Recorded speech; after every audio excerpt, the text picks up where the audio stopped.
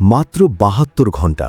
হ্যাঁ, মাত্র ৩ দিনের ভেতর আমেরিকার অহংকার হিসাবে পরিচিত ১১টি MQ-9 রিপার ড্রোন আকাশ থেকে মাটিতে আছড়ে ফেলেছে ইরান।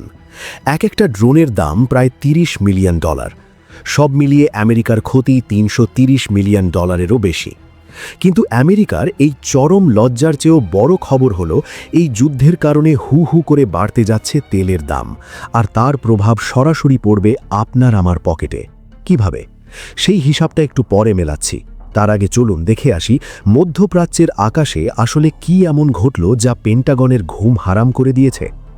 আপনারা যারা আন্তর্জাতিক খবরের খোঁজ রাখেন তারা জানেন, আমেরিকা আর ইসরায়েল ভেবেছিল কয়েকদিনেই তারা ইরানের আকাশ দখল করে নেবে। তারা ভেবেছিল F-35 বিমান আর বিশাল রণতরী নিয়ে গেলেই ইরান ভয়ে কাঁপবে। কিন্তু বাস্তবে কি হলো? তেহরান বা লুরিস্তানের আকাশ এখন পশ্চিমা ফাইটার জেট আর ড্রোনের জন্য এক জীবন্ত কবরস্থান। শুধু আমেরিকার ড্রোন নয়, ইসরায়েলের সবচেয়ে দামি নজরদারি ড্রোন হারমিস 900ও রেহাই পায়নি। কিন্তু প্রশ্ন হলো, বিলিয়ন বিলিয়ন ডলারের মার্কিন প্রযুক্তি কেন ইরানের সামনে এভাবে মুখ থুবড়ে পড়ল? এর পেছনে রয়েছে ইরানের এক গোপন অস্ত্র, যা ইসরায়েলের আয়রন ডোমকেও বোকা বানাচ্ছে। হ্যাঁ, এই গোপন অস্ত্রটি হলো ইরানের নতুন ইলেকট্রিক শাহেদ ড্রোন। সাধারণ ড্রোনে ইঞ্জিনের শব্দ হয়, গরম ধোঁয়া বেরোয়, যা আধুনিক রাডারে সহজেই ধরা পড়ে যায়। কিন্তু ইরানের এই নতুন ড্রোন চলে ব্যাটারিতে, একদম নিঃশব্দ, একেবারে ঠান্ডা।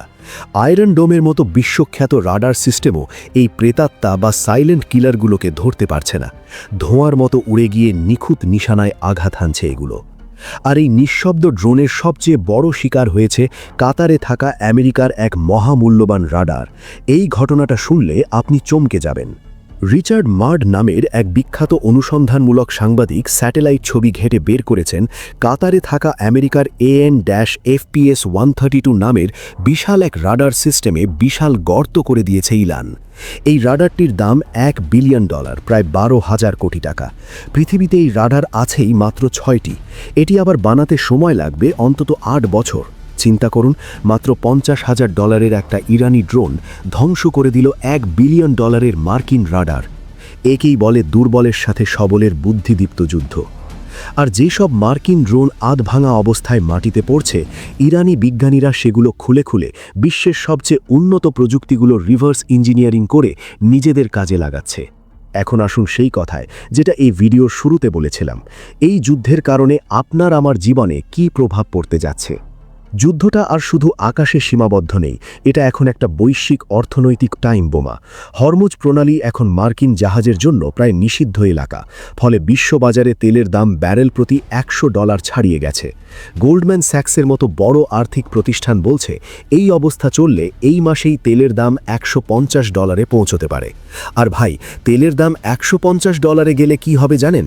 চাল, ডাল, যাতায়াত সব কিছুর দাম আকাশ ছোঁবে।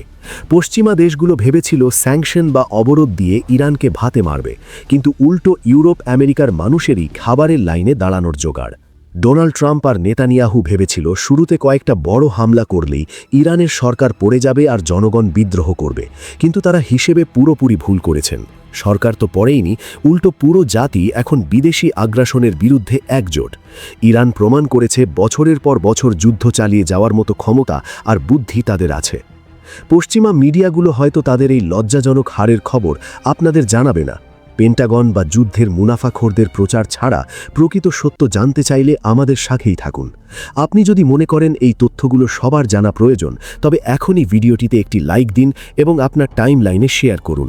এরকম বিশ্লেষণমূলক খবর সবার আগে পেতে আমাদের চ্যানেলটি সাবস্ক্রাইব করুন এবং পেজটি ফলো করুন। দেখা হবে পরের ভিডিওতে সত্যের সন্ধানে। ভালো থাকবেন।